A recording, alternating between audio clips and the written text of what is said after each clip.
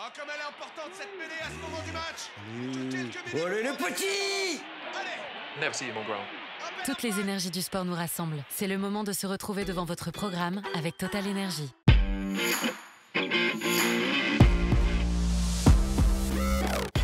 Salut à tous, je suis très heureuse de vous retrouver dans Kick-Off Rugby. Pour cette nouvelle année, on redémarre, c'est parti pour 2025. On fait toujours corps ensemble en direct sur Twitch, mais également en replay sur Rugbyrama, sur toutes les plateformes de podcast ainsi que sur Via Occitanie. On va parler rugby avec le sourire et aujourd'hui Mathieu Acebes, ailier et centre du Biarritz Olympique, est notre invité. En deuxième partie d'émission, on se lancera dans un débat brûlant sur ce Sharks Toulouse. N'a-t-il pas une allure de revanche après la défaite en quart de finale de la Coupe du Monde? On s'expliquera, on va en parler tous ensemble et justement pour m'accompagner aujourd'hui, Paul est avec nous, tu as retrouvé ta place. Oui, elle m'avait manqué, donc très heureux d'être parmi vous. Bonne année à tous. Il fallait bien que tu partes en vacances un peu. Un petit peu, oui, je suis parti une petite semaine. Je t'ai manqué? Non. Non, ok. Et Romain aussi. Et Romain est avec nous. Salut à vous deux, salut à tous. Toi aussi, tu as retrouvé ta place. Oui, moi les plus rares que Paul, donc ouais, c'est vrai. C'est Romain a fait une petite pause dans son toujours jeu. pour les grands rendez-vous. Retour de la première de l'année. C'est vrai, voilà. C'est vrai. Non mais voilà, il faut savoir se faire rare aussi. C'est vrai. C'est important. Je suis devenu bûcheron moi, pendant les vacances. Ouais. Parti au Canada, j'ai pas commenté ta chemise, mais franchement on en reparlera tout à l'heure. Je crois que Mathieu Acebes est déjà avec nous, si je me trompe pas. Bonsoir à tous. Salut Mathieu. Salut. Comment vas-tu? Très bien. C'était l'après-midi off avant le match. Il fait pas un super beau temps au Pays Basque, mais ça va, on est bien quand même à la maison. Bon, alors tu vas voir, on va revenir un petit peu plus largement. On va apprendre à te connaître. Voilà, tu vas comprendre un petit peu. Cette saison, tu as rejoint le Biarritz Olympique. Tu as joué 14 matchs en 15 journées. C'est énorme. Alors, on avait envie de te demander à 37 ans, c'est quoi ton secret?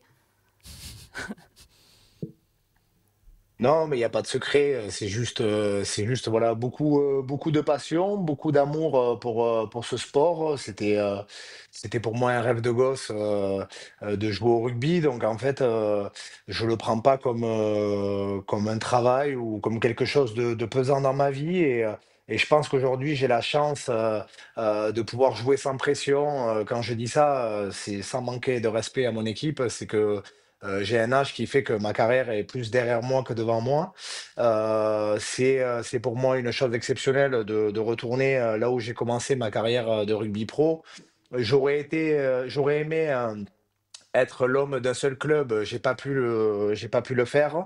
Mais j'aime bien donner du sens aux choses que je fais dans la vie. Et je trouvais que de boucler la boucle, rugbystiquement parlant, en tant que joueur au club du Biarritz Olympique, ça avait du sens à mes yeux et je pense aux yeux de ma famille et des gens qui m'apprécient.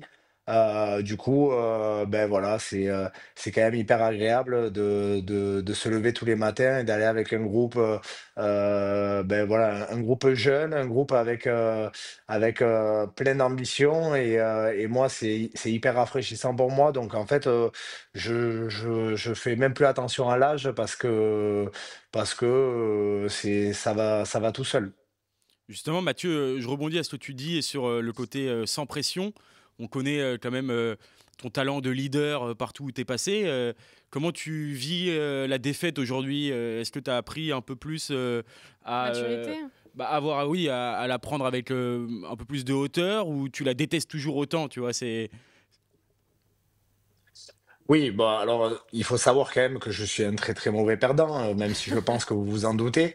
Mais par contre, c'est vrai que oui, j'ai pris un peu plus de recul sur les choses. Je me bouffe moins. C'est vrai que j'ai passé 8 ans à Perpignan où j'ai eu une pression énorme, immense sur les épaules. Et c'est un club vraiment unique, l'USAP, où on ressent cette pression au quotidien. Et c'est vrai qu'aujourd'hui à Biarritz, même si bien sûr j'ai une petite pression de résultat parce que j'ai envie de performer avec ce club, mais ça me change littéralement de ce que j'ai connu. Oui, la défaite, j'aime pas ça, mais comme je te dis, je la prends différemment et même dans mon approche des matchs, c'est hyper simple. Enfin, voilà, je sais ce que j'ai à faire, je sais comment je vais m'amener les choses et donc du coup, toute l'énergie que je dépensais avant, inutilement ou utilement, je sais pas, mais je l'ai sur le terrain.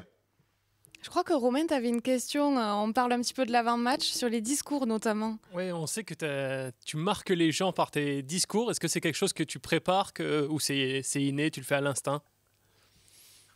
Non, vraiment à l'instinct, au moment présent, ce que je ressens, le fait de vivre avec passion et amour, pour ce sport, en fait, j'essaye d'être le plus, transparent possible avec, mes sentiments, avec, ce que je ressens, avec, l'énergie voilà, qui se dégage dans les vestiaires où je suis, les gens avec qui j'évolue, et voilà, ça dépend beaucoup des gens avec qui je suis aussi, avec ce que, je peux pas l'expliquer, je le fais voilà avec beaucoup de passion, des fois peut-être trop, mais en tout cas, voilà, j'essaye d'être, le plus intègre possible. Alors Mathieu, tu vas comprendre que j'ai eu quelques personnes au téléphone qui m'ont un petit peu aidé pour apprendre à te connaître et savoir ce que tu fais en dehors des terrains. On te définit comme quelqu'un de généreux, qui ne lâche jamais rien, un hargneux. D'où est-ce que ça vient ce caractère? Ouais, je pense que mon parcours est assez atypique. J'ai eu un parcours difficile puisque voilà, ça a été mon parcours est fait d'échecs en fait. Donc dans l'échec, tu te construis. Quand j'étais jeune, je voulais rester au Biarritz Olympique. Et c'était l'époque des Galactiques avec Imanol, le Yash, enfin cette grosse équipe-là.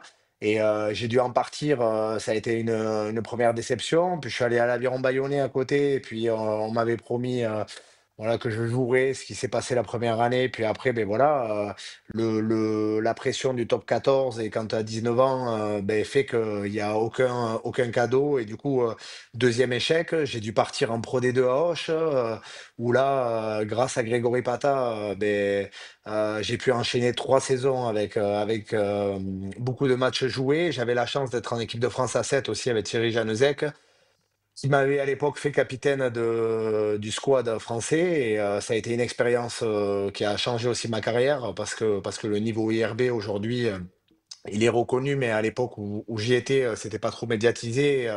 Mais c'était quand même un niveau incroyable. Et du coup, ben, j'étais à Pau après. Et puis Pau, c'était le club de mes rêves, puisque mon cousin jouait quand j'avais 10 ans, à l'époque de la section paloise, des David Ocagne, Torossian, Ebel, Brusque. Bon, voilà, cette génération-là qui était quand même l'équipe de Pau incroyable. Et j'ai passé 4 ans avec un titre de champion de France, une remontée en top 14 que le club attendait depuis des années et on a vécu des moments incroyables. Et c'est vrai que quand j'ai dû faire le choix de partir au bout des 4 ans, ça a été encore un échec. Et du coup, pour en revenir à mon caractère, ben, en fait, j'essaye à chaque fois de garder du positif et surtout de me dire que on est des privilégiés dans la vie et que même quand tu es touché de par une décision de carrière ou des, comment dire, des contre-performances, ben, il y a quand même plus grave dans la vie. Et c'est vrai il faut essayer de prendre du recul et surtout travailler, travailler. Moi, je pense que j'ai toujours travaillé, et j'ai toujours été le même dans l'effort, en fait, que ce soit à Biarritz quand j'avais 18 ans ou aujourd'hui à Biarritz quand j'ai 37 ans. Euh, Mhm. j'ai essayé d'être constant dans l'effort. Ce qui est difficile aujourd'hui, c'est pas d'y arriver, c'est d'y rester. Y arriver, tout le monde arrive, ou beaucoup arrivent à accéder au niveau pro. Y rester pendant des années, c'est plus compliqué. Enchaîner les matchs chaque saison, tous les week-ends, c'est encore plus difficile. Donc, c'est un peu mon état d'esprit. Je vois que vous êtes assez nombreux dans le chat. N'hésitez pas à poser vos questions à Mathieu. Je ferai le lien. Pas mal de supporters. Pas mal de perpignanais. supporters perpignanais, je dois avouer. Il y a plein de cœurs jaunes et rouges. On parle de ton caractère. Alors, sur le terrain, tu as la réputation d'être un peu pénible. Jean-Baptiste Dubié, qu'on avait eu il y a quelques mois quand il était encore en Australie, nous a raconté des petites anecdotes. Alors, je te propose de l'écouter tout de suite. Moi, j'avais pas trop de tête de turc, mais et après aussi, la braise, Mathieu Acebes, que je connais depuis cadet, mais bon, c'est mon pote, pareil. Mais en match, mais pareil. Arrête, Mathieu, arrête, hein, je te jure. Putain, il était infernal avec sa banane et tout ça, mais c'est vrai qu'il était chiant, mais vraiment à se parler mal sur le terrain. Mais parce il a toujours été comme ça. La braise, c'est pas un surnom, ça lui porte bien. Il en plus de temps en temps, il me visait, tu vois, il venait, oh là là, ce con. Quand ça me fait rigoler quand j'y repense, parce qu'on est copains. Quel imbécile! Je lui disais, t'es un imbécile, Mathieu. Tu es bête. Voilà. Qu'est-ce que t'en penses? Tu t'entends toujours aussi bien avec lui? Bien sûr, bien sûr. Mais JB, je l'aime beaucoup. Je l'aime beaucoup. On se connaît, voilà, depuis qu'on est tout petit. On est issu, voilà, de la formation un peu sud-ouest, côte Basque-Land. Donc, on s'est croisés à maintes reprises. Et c'est vrai que c'est des petites anecdotes sympas. Mais moi, voilà, c'est le rugby que j'aime. C'est le rugby, peut-être qu'on perd un peu aujourd'hui. Je suis plus trop en adéquation avec un peu le rugby actuel, les tendances, l'exposition, les réseaux sociaux. Bon, voilà, tout ça, ça va un peu à l'encontre de mon rugby à moi.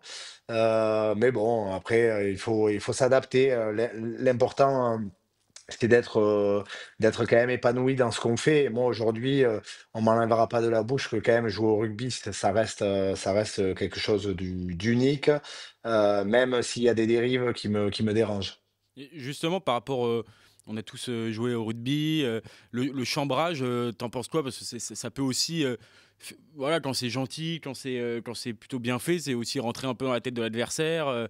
On voit aujourd'hui que bon, les arbitres ne laissent presque plus rien passer. On a des joueurs qui pâtissent un peu de cette réputation. Ça va dans le sens de ce qu'il dit, je pense. Oui, voilà, c'est ça. Mais je pense à là, Mathieu Jalibert, quand il met cette petite claque à Aldrit, on en avait fait des caisses et des caisses. Ouais. Donc c'est vrai qu'on perd un peu, comme tu disais, ce côté-là, quoi, ce rugby qu'on a aussi connu quand on était plus jeune. Hein. Pas se mentir. Bah, en fait, voilà, pour dire la vérité, c'est vrai que je trouve que on en fait des caisses pour beaucoup aujourd'hui dans tous les domaines, donc c'est difficile. Aujourd'hui, il faut savoir qu'on est très exposé et que tout le monde aimerait être à notre place et qu'aujourd'hui, il y a quand même beaucoup de monde qui nous juge, qui sont capables de te dire mieux que toi ce que tu dois faire, hein. Et ça aujourd'hui, c'est difficile, mais ça, on n'y peut plus rien, malheureusement. C'est la société qui est devenue comme ça. On est très exposé. Il faut être aguerri et avoir les épaules pour supporter ça, parce que je pense que pour les jeunes joueurs, c'est pas super facile. Et de ce qui est du chambrage, voilà, on a tous aimé le rugby un peu pour l'état d'esprit, et ça fait partie de l'état d'esprit. Moi, je sais que, bien sûr, tu parlais de rentrer dans la tête de l'adversaire, mais c'est ce que j'adore faire. Moi, le temps qu'on passe à s'occuper de moi sur un terrain, à vouloir m'attraper ou vouloir s'occuper de moi, ben, ça libère du temps, de la place pour les autres, et, euh, et ça fait partie du jeu. J'aime bien ce côté dimension psychologique, où il n'y a aucune data aujourd'hui qui te permet de calculer l'impact que tu peux avoir sur un adversaire. Et ça, c'est ce qui fait la beauté du sport de haut niveau en général, hein, pas qu'au rugby, hein. Je ne sais pas si vous aviez vu la série The Last Dance avec Michael Jordan. Les mecs, ils se mettent des pièces en permanence, ils rentrent dans la tête. Enfin voilà, et on peut très bien aussi, Manon, jouer au ping-pong tous les deux, et je fais la même chose, hein. Non, mais voilà. Et sauf qu'aujourd'hui, le fait qu'on soit exposé, on en fait des caisses surtout. Bon, voilà, il y a des choses qui font partie du sport de haut niveau, et c'est pas parce qu'on est professionnel dans une discipline que on doit être aseptisé, carré, que ça soit nickel. Voilà, moi je suis pas de ceux-là. Après, on aime ou on n'aime pas, mais en tout cas, je sais que le soir, quand je rentre ou après les matchs, j'ai toujours été bienveillant avec les adversaires, avec lesquels, j'ai pu des fois dépasser les bornes, parce qu'on dépasse les bornes, mais que ça soit moi ou un autre, ça fait partie du jeu, il faut l'accepter. Vous connaissez vous connaissez les règles du jeu quand vous commencez à faire ça. Il faut savoir aussi recevoir. C'est bien de chambrer, mais Mm. faut savoir aussi, être chambré et pas disjoncté. Alors, justement, alors je rebondis, tant pis, je bouscule le sens de mes questions, c'est pas grave, je bouscule tout. Je rebondis sur ce que tu viens de dire, Mathieu.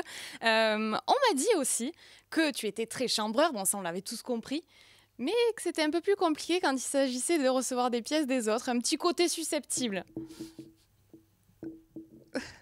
Ah, je sais pas qui c'est que vous allez dire, sur un terrain ou en dehors du terrain? C'est différent. Oh, je crois que c'était les deux, hein.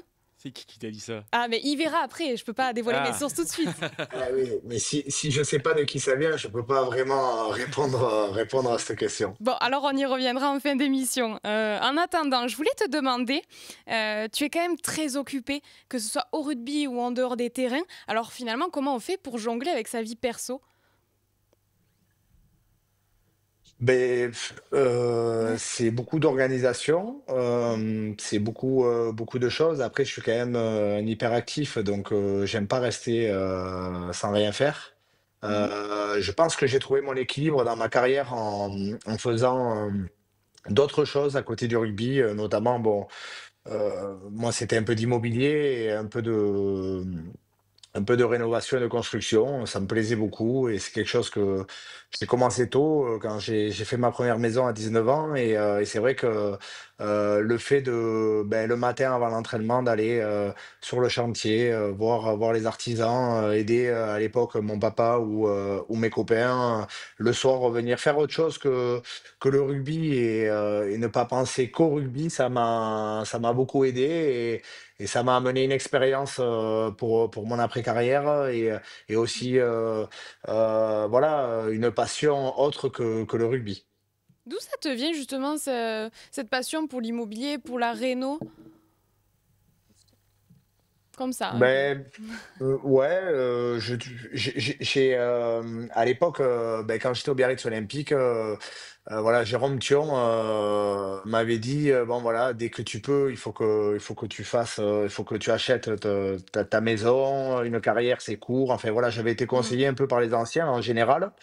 Et puis, à l'époque, j'étais en BTS MUC, et je faisais un stage en alternance chez Orpi, puis j'ai commencé comme ça, voilà, plutôt que de louer, j'avais 19 ans, pourquoi pas acheter et rénover, mes amis étaient artisans, puis j'ai appris un peu comme ça sur le tas et ça m'a beaucoup plu parce que, moi j'aime bien me sentir bien chez moi, j'aime bien, choisir mes matériaux, j'aime bien, quand je rentre à la maison, décompresser totalement et c'est vrai que le fait de le faire et surtout d'avoir un avant-après, c'est assez gratifiant. Quand vous partez, d'un endroit où, même un rat n'y vit pas, et que vous le transformez en quelque chose de sympa, c'est top quoi.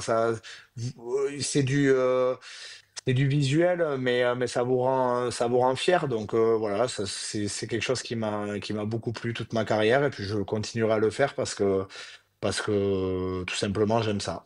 Et tu aurais envie quand même de continuer dans le rugby pour ton après-carrière ou pas? Ou justement mettre ça derrière? Mais on va dire qu'il y a des chances que je reste dans le rugby, mais je peux pas vous dire, comment et où. Donc ça veut dire que tu as déjà une idée. Oui, oui, bon, mais c'est un secret pour personne. J'entraînais les jeunes à l'USAP quand Mm. j'étais à l'USAP. C'était des semaines chargées parce que je me retrouvais à entraîner les cadets et on jouait le samedi et le mercredi soir, j'allais aux entraînements avec eux, je faisais les touchés avec eux, je faisais des exos avec eux. Enfin, c'était quand même hyper sympa. Et voilà, je finalise mon DE là avant de passer mon DES. Et bien entendu, je suis un passionné et j'avais la certitude que je serais joueur de rugby quand j'étais petit.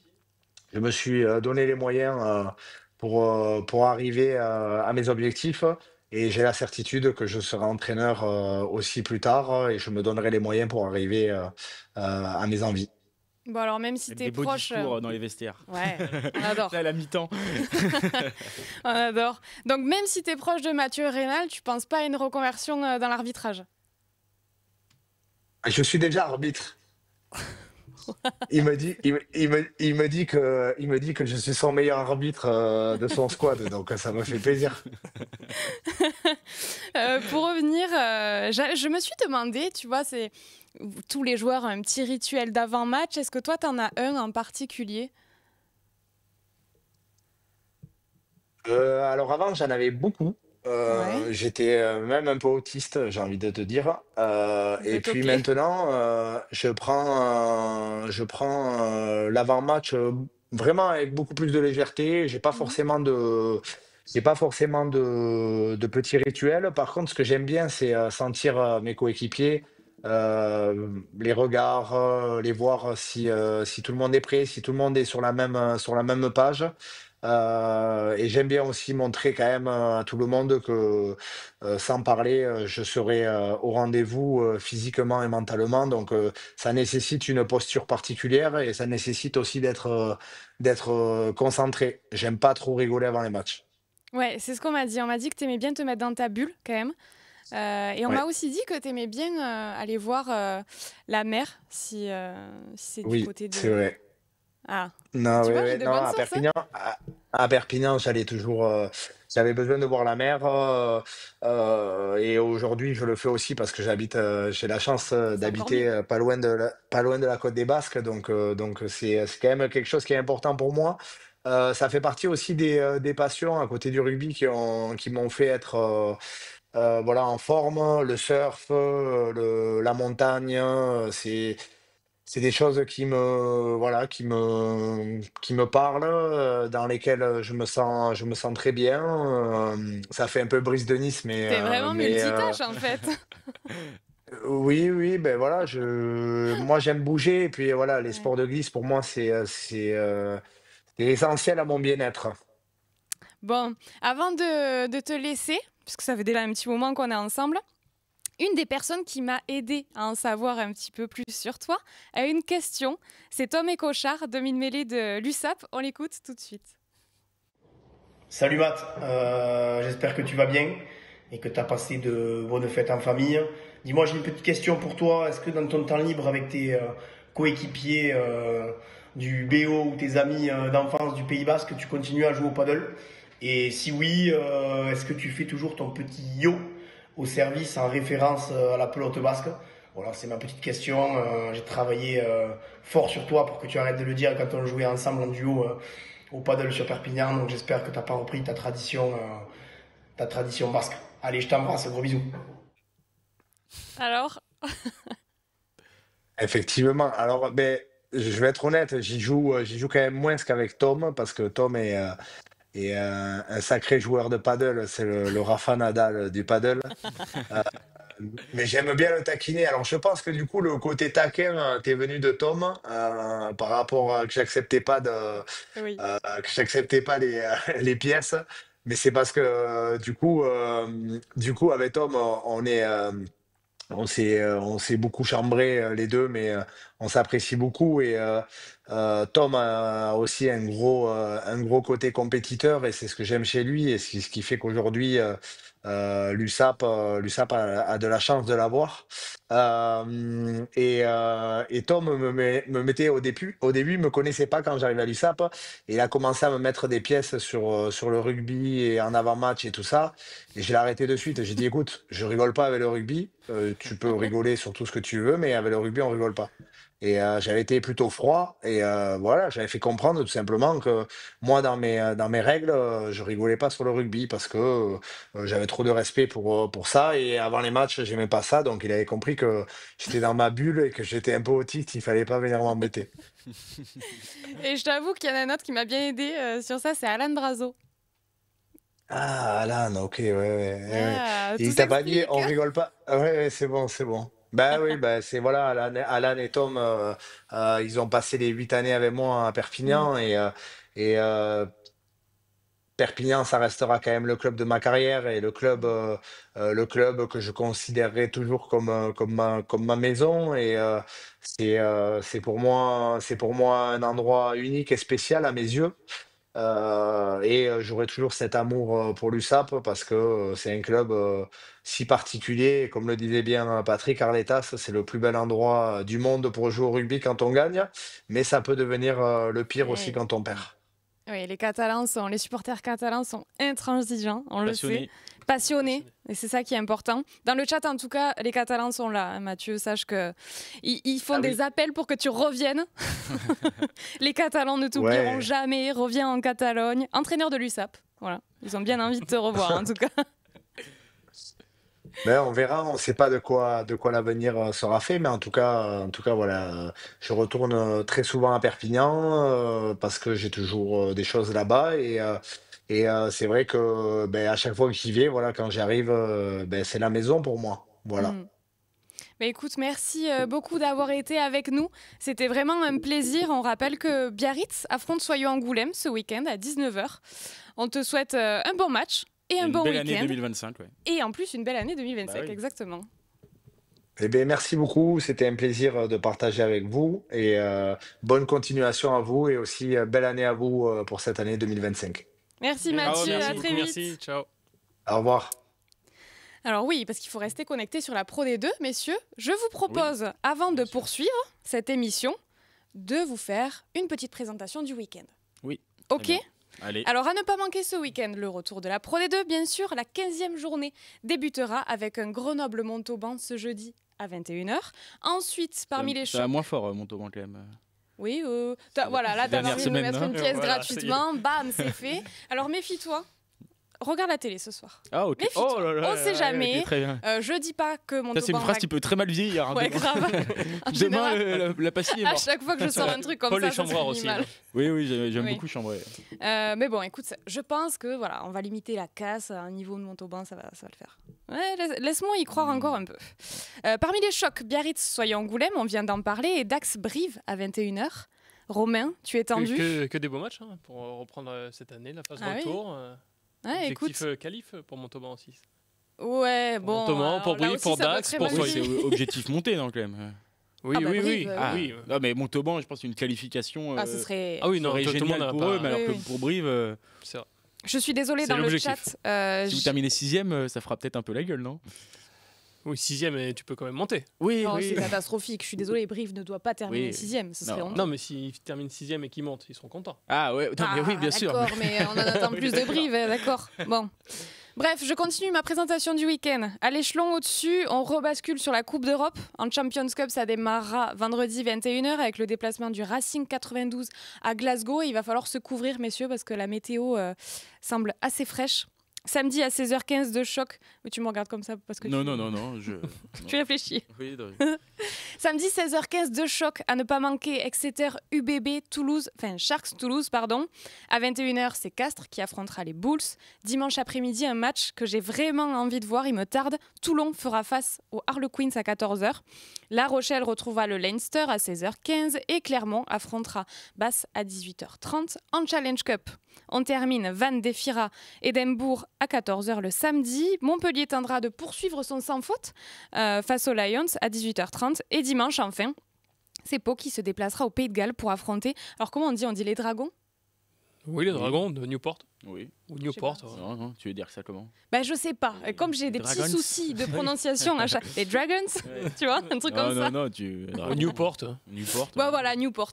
Voilà pour ce petit tour d'horizon. Très bien. On est prêt à se lancer dans le week-end et on va tout de suite démarrer avec l'actu en mêlée. Merci de votre... Mais quand même, on a L'émission complètement bousculé. C'est vrai qu'on a commencé par l'invité. Ouais, Je voilà. savais pas si c'était le discours Oui, c'est vrai. ou l'actu. Oui, oui, C'est on vrai, avait pas- excusez-moi, je suis dure avec vous, mais Aurélien, tu peux lancer le jingle, c'est l'actu en mêlée.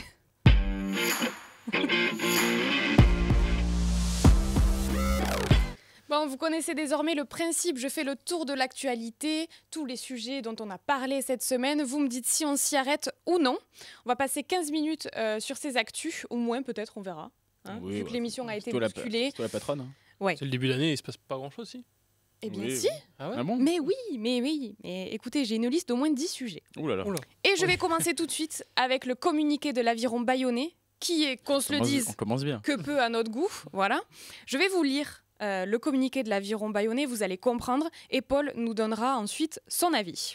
Donc je cite, l'Aviron Bayonnais regrette les termes choisis par Sud-Ouest pour le titre de son article du 4 janvier intitulé Aviron Bayonnais, 2 points, contre Montpellier, Esteban Capilla a tout gâché.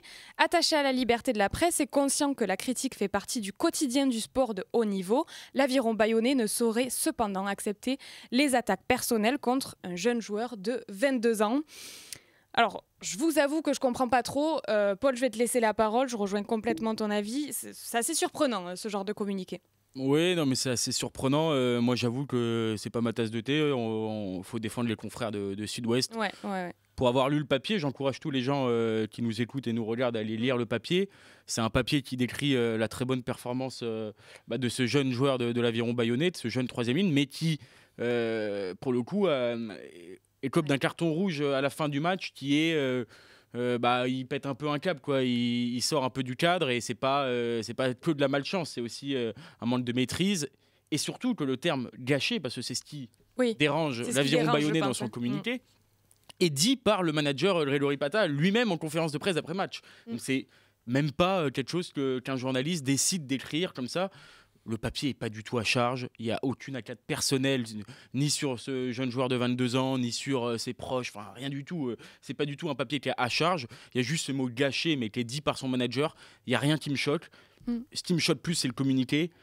Si tous les clubs commencent à faire un communiqué à chaque fois qu'il y a un papier qui leur convient pas, où ça va, quoi. Donc moi j'ai toujours été très attaché à la liberté de la presse, à pouvoir écrire ce qu'on veut tant que c'est bien ficelé, tant qu'il n'y a pas d'attaque personnelle, d'attaque méchante, et ce n'est pas le cas.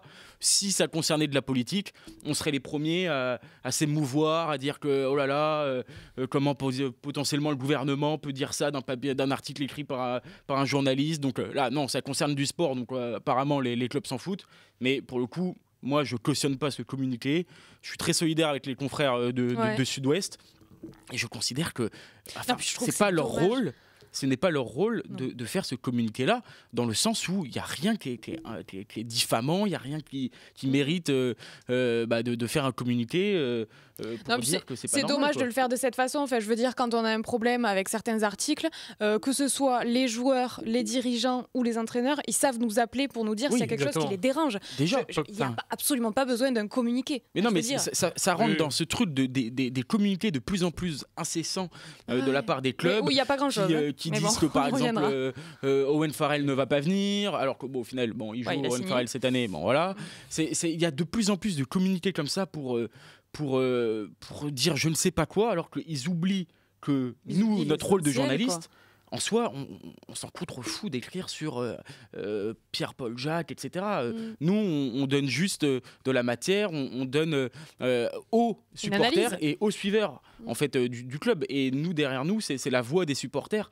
Et forcément, il y a tellement de monde qui, je pense, devant leur télé, se sont dit « Oh là là, qu'est-ce que c'est dommage ce carton rouge, il a un peu gâché son immense performance du week-end. » Bon, tout le monde l'a dit, même Grégory Pata. Donc en fait, je vois pas où il y a un sujet. Je trouve ça juste incroyable de faire un communiqué comme ça. Bon, voilà, c'est pas la première fois. J'espère que c'est l'une des dernières fois quand même, parce que si ça commence comme ça, il y aura un communiqué par semaine en fait. Je trouve ça dramatique et je trouve que globalement, il y a les choses les relations sont en train de se tendre finalement entre les communicants et les journalistes, alors qu'en fait, c'est pas ce qui devrait arriver. Enfin, personnellement, je prends mon expérience personnelle, ça se passe super bien. On arrive à travailler ensemble. Le but, c'est de travailler ensemble, quoi. C'est pas de se taper dessus dès qu'il y a un problème. Non, mais surtout pas en public. Enfin, je veux dire, là, c'est ridicule. Hein. Enfin, c'est surtout le côté de s'exposer en public, moi, qui me dérange surtout un peu comme Paul. Il peut très bien appeler et dire ça ne va pas, mais le journaliste a le droit de se défendre aussi en disant c'est mon avis, Grégory Pata a dit ces termes. Et voilà, et puis on s'arrête là. Mais c'est surtout que dans d'autres, en politique, partout, même que ce soit des critiques dans la culture et tout, les mots sont beaucoup plus durs que dans le sport. Nous, on reste quand même, et même par rapport à d'autres pays, ou même dans d'autres sports, si on veut rester dans le sport, en football, les critiques sont beaucoup plus virulentes, et même dans d'autres pays, en Espagne, bon voilà, on l'a vu récemment. Là, nous, en rugby, on reste quand même très très gentil. Et encore une fois, j'invite les gens à aller lire le papier. Il n'est pas du tout à charge etc. C'est un papier qui est factuel, quoi, qui est factuel et qui reprend en plus les termes du manager du club. Donc j'ai été halluciné de voir ce communiqué de presse. Bon, nul, 0. On passe à la suite ? Bah oui, j'espère un peu mieux. Oyonnax qui a enfin communiqué.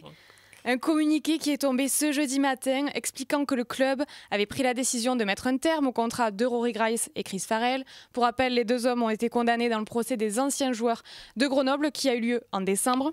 Rory Grice a été condamné à 12 ans de prison ferme pour viol en réunion. Chris Farrell a été condamné à 4 ans de prison avec 2 ans dont 2 ans avec sursis, pour non-assistance à personne en danger. Voilà, un communiqué qui était quand même très attendu, puisqu'on rappelle que la première réaction... Pour le coup, a mis un petit peu de temps à arriver, celui-là. Eh ben, c'est ce que j'allais te dire. On n'a pas la même notion du temps, parce que dans le premier communiqué, il disait quelques jours. Bon, ça arrivait un mois après. Mais ma foi, ils ont réussi à se décider. Mais oui, il aurait surtout pas fallu gâcher les fêtes avec un communiqué sur un de nos joueurs, même 2, qui sont accusés de viol en réunion et non-assistance à personne âgée. Enfin bref, le tout est qu'ils ont communiqué, sans aucune phrase non plus, pour la victime qui a été quand même jugée en tant que telle devant la cour d'assises de Bordeaux. Un communiqué succinct, mais ma foi, ils ont été licenciés. Est-ce qu'on y revient sur cette actualité ? Non, on zappe les communiqués. Oui, on zappe les communiqués. On a un petit peu marre, je crois, des communiqués. C'est bien qu'il l'ait fait, après ça arrive un peu tard, et comme tu l'as dit, il n'y a pas eu un mot quand même pour la victime, ça aurait pu être fait peut-être différemment. Ouais, je trouve ça hallucinant dans le sens où c'est quand même leur métier, quoi, communiquer. C'est-à-dire que ces gens sont formés à savoir arrondir les angles et communiquer de la bonne façon, quoi. Enfin, et aujourd'hui, moins ils en disent, mieux ils se portent. Ouais, non, mais le dire. Bon, prochaine actu. Tolo, on est bien énervé en ce début d'émission. On parle plus de communiqué que de sport au final. Allez, on y va. Tolo Latou. Oh, non, pas bonne nouvelle. Tolo Latou, talonneur du Stade Rochelet qui a été suspendu. C'est quoi ces aides surmédées là? En vrai, il va y avoir réunion après là. Mais non, mais excusez-moi. Tu m'étonnes qu'il y ait de l'actu, mais. Oui, d'accord. Je prends l'actu. C'est de l'actu purée. Bon, on passe. Non. Ah bah non. Non, mais on passe pas. Mais après, les gens, tout le monde l'ont vu. Il a été suspendu 3 semaines, 5 réduites à 3, il me semble. Parce qu'il s'est excusé. Oui, puis bon, c'est toujours réduit à peu près, j'ai l'impression, à chaque fois. Oui, à peu près. Ouais. Mais oui, bon, écoute, il a été suspendu. Il n'y avait pas de doute là-dessus à partir du moment où il était convoqué en urgence. À la base, il prend quand même un carton jaune. Oui, il n'a pas pris de carton rouge. C'est vrai, mais pour le coup, c'est pas la première fois. Il me semble que Teddy Thomas aussi a été suspendu alors qu'il n'avait pas pris de carton rouge récemment. Au vu du geste, je pense que tout le monde est conscient. Que ce soit même au club et en dehors, les suiveurs, que ça méritait un carton rouge sur le moment. Après, il a été suspendu. Bon, voilà, je trouve qu'il n'y a pas grand-chose d'autre à ajouter pour ma part. Non, c'est juste que si on se souvient de Christian Jovan, je crois, le Clermontois, en début de saison, qui avait pris aussi 6 semaines pour un geste à peu près pareil. Similaire. Sauf que c'était au niveau du genou, donc c'est toujours cette idée. Alors, est-ce que Latou a touché d'abord l'épaule, le genou ? Oui. Il en soit, il a blessé le joueur. Il l'a blessé. Et ça aurait pu être beaucoup plus grave. Mais ça, c'est un vrai sujet, parce que pour le coup, une semaine avant, les Rochelais étaient sur la pelouse de Perpignan. Il y a un déblayage qui est fait... qui est très dangereux, la prise crocodile, mais du coup qui est raté par un joueur de Perpignan, sur Slali. Ah oui. Il est raté parce qu'il fait mal son geste, mais il peut lui briser le genou, mais comme il n'y a rien, il n'y a pas eu de sanction. Donc c'est toujours là, mais ça c'est un vrai sujet sur est-ce qu'on juge la blessure est-ce qu'on juge la blessure, s'il y a grave blessure au genou de Darroch, est-ce qu'il n'y a pas 6 semaines qu'il faudrait le prendre en compte en plus. Oui. Honnêtement. Enfin, je veux dire, quand un joueur est blessé, ça veut dire que l'action est forcément dangereuse. Oui, mais des fois, il y a des joueurs qui ne sont pas blessés parce que, entre guillemets, il a raté son coup. D'accord. Et du coup, c'est quand même la même volonté, quoi. Tu vois, c'est pas. Oui. Mais je trouve qu'actuellement, on ne prend pas assez en compte la blessure en suivant le geste. Ouais. Je sais pas, justement. Moi, je pense que justement, on arbitre des fois plus avec la blessure en fonction, que pas. Toi. Ouais, ça c'est pas là pour le lecture du jeu différente. Pas là, mais si par exemple le jeune Toulousain il sort sur civière avec le genou dans la boîte à gants, complètement en vrille et tout, et ce Latou prend pas rouge. Moi, peut-être. Ouais. Je sais pas, parce que là, il sort quand même le bras en écharpe. Tu sens qu'il est blessé, il sort parce que suite au geste. Ouais, mais là, je suis pas d'accord avec toi. Tu vois, il sort le bras en écharpe, donc du coup, le corps arbitral se dit Et c'est vrai que ça touche plus l'épaule. Tu parlais de ça touche plus l'épaule que le genou. Bah là, du coup, il se dit c'est l'épaule, ça touche plus l'épaule, donc pas de contact avec un membre, tu vois, comme le genou très délicat. On ne devrait pas penser comme ça. Il n'y a pas que le genou qui est grave finalement. Non, je suis d'accord. Bon, ma foi, 3 semaines, c'est ça va. Il manquera quand même le gros choc contre le Leinster. Ça fait pas les affaires des ça Rochelais, fait pas les affaires de tes Rochelais. Qui ont déjà Bourgarit absent depuis plusieurs mois. Il revient quand, Bourgarit ? Pas tout de suite. Pas tout de suite. Pas avant 2 mois, je pense. Ouais. On passe à la prochaine ? Qu'est-ce que j'ai ? Alors, j'essaye de vous trouver un truc un peu positif. Un peu. Non, mais j'ai pas. Alors là, je vous le dis tout de suite. J'ai le départ de Camille Chat. Alors, vous allez choisir, ok ? Le départ de Camille Chat, la blessure de Charles Olivon. Mauvaise nouvelle aussi pour Paul Villemc, qui a été reconduit, donc 3 mois de plus par rapport à ses commotions. Voilà. Chat ou Charles Olivon, il y a de quoi dire. Il y a de quoi dire. Oui, vas-y. Charles Olivon, donc c'est rupture des ligaments croisés. On ne savait pas encore après le match, mais là, les examens sont tombés. C'est quand même une grosse perte, autant pour le RCT que pour le 15 de France. Surtout qu'il était vraiment, vraiment très, très en forme. On se souvient de sa tournée d'automne qui était notamment son dernier match contre les Blacks et contre l'Argentine, où c'est vraiment du grand Charles Olivon. Avec Toulon, il était revenu à un niveau aussi comme on l'avait rarement vu. Donc c'est vraiment une grosse perte pour Toulon. Et ça va qu'ils ont des joueurs à ce poste-là. Le Lam, Abadi, Isa, Coulon, Le Corvec, ils ont quand même du monde. Mais ça reste une grosse perte pour Toulon. J'ai une info un peu décalée. Je ne sais pas si vous allez vouloir en parler, mais c'est les horaires des matchs de la 15e journée de Top 14. Je vois au regard de Paul qu'il se dit « Oh non, c'est de la merde ». Si c'est Maniama, là. Ouais, il y a les matchs de NBA, donc les jeudis 23 et samedi 25 janvier, avec les NBA Paris Games, donc, qui est le championnat phare de basketball aux États-Unis. Donc ils font des matchs délocalisés. En France. J'ai tout mis à l'envers dans ma phrase, mais je pense que vous m'aurez compris. Et du coup, Canal+ diffuse. Et donc, va décaler d'une demi-heure les matchs de Top 14. Donc, en l'occurrence, le multiplex va commencer à 16h au lieu de 16h30. Voilà, on bouscule... J'ai rien à dire sur le sujet. Pourquoi nous, on se plie Je comprends Canal+, mais moi, ça m'énerve toujours. Pourquoi c'est au rugby de décaler ses horaires Après, c'est décalé d'une demi-heure. C'est pas la fin le Maniama, ils ont 82 matchs dans l'année. Ils peuvent faire un effort sur mais là, c'est à Paris. Ils estiment clairement qu'ils vont faire plus. Ils ont plus à gagner de décaler le rugby que. S'ils pouvaient mettre un peu plus de temps entre le premier match du samedi et le multiplex. Alors je suis d'accord. Je suis complètement d'accord. Parce que des fois, c'était la semaine. Il y a 2 semaines là, le match de La Rochelle à 17h ou je sais plus à 16h30 et du coup ils ont dû attendre avant de lancer le coup d'envoi parce que ça prenait du temps sur le premier match. Et les joueurs attendaient et tout. C'est ça que sur la plus, ça arrive. Il n'y avait pas Canal+, tu vois, donc ils attendaient comme ça. Ils avaient quelques minutes de retard. Non, ça des fois ça arrive trop vite. Aussi le vendredi. Oui, c'est vrai, c'est vrai. C'est vrai que quand on est en tribune, on se demande ce qui se passe. Tout le troisième prêt. Et en pas fait, la télé. c'est l'arbitre qui a le réalisateur, comme un peu sur Kick-Off. C'était quoi le troisième sujet de J'ai Camille Chat. Non, et l'autre, c'était quoi ? Mauvaise nouvelle pour Paul Villemc. Ah oui. Oui, alors si on peut dire un petit mot sur Chat quand même, sinon Camille Chat, oui.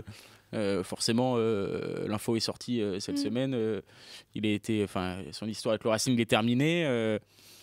C'est quand même ils perdent quelqu'un qui a représenté ce club pendant des années.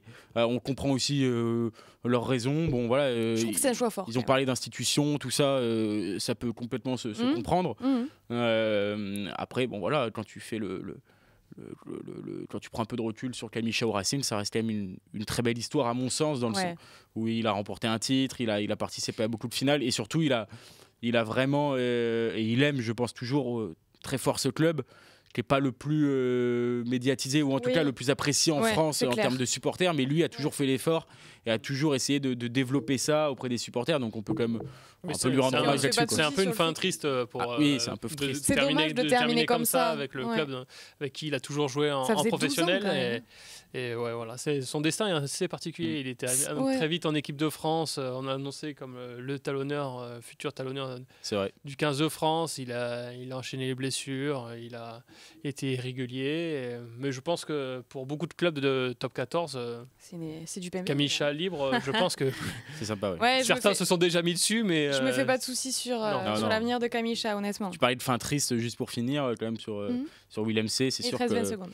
Oui, c'est quand même quelqu'un qui a beaucoup donné pour aussi le maillot de l'équipe de France. On n'a pas toujours été tendre, moi le premier avec lui, mais pour le coup, il a toujours tout donné. Et là, ça semble aussi être une fin d'histoire un peu compliquée avec l'enchaînement des commotions. Peut-être que pour lui, le mieux, c'est de mettre un terme à sa carrière pour pas prendre de risques pour son après-vie, parce que le rugby, comme le disait Mathieu Acebes tout à l'heure, c'est pas toute ta vie, quoi. C'est qu'une petite partie. Ouais. Bon, écoutez, je crois qu'on lui souhaite de revenir en forme. Déjà, de revenir en forme s'il peut. Et après, une après-carrière plutôt cool. Après, qu'est-ce que... Bon, on n'a plus le temps. Oui. Tu m'as mis la pression en 20 secondes et après, on va relancer les sujets. Non, allez. Et tous les sujets positifs qui arrivaient maintenant. Ouais, alors figurez-vous que je suis en train de voir le transfert de Teddy Ribaren, Pierre Boudin, un international australien qui arrive à Montpellier. Ouais, bon. Allez lire Rugby-Rama. Allez lire Rugby-Rama, vous allez dans la rubrique en direct, c'est comme ça que je fais pour préparer l'émission, et vous regardez ce qui est tombé dans transfert pour aller voir tous les transferts. Exactement, merci Paul. De rien. On passe au cœur du ruck ? Et le jeu, c'est quand ? Oh mais Paul, on passe au cœur du ruck. Okay. Allez, c'est parti. Tout bouleversé.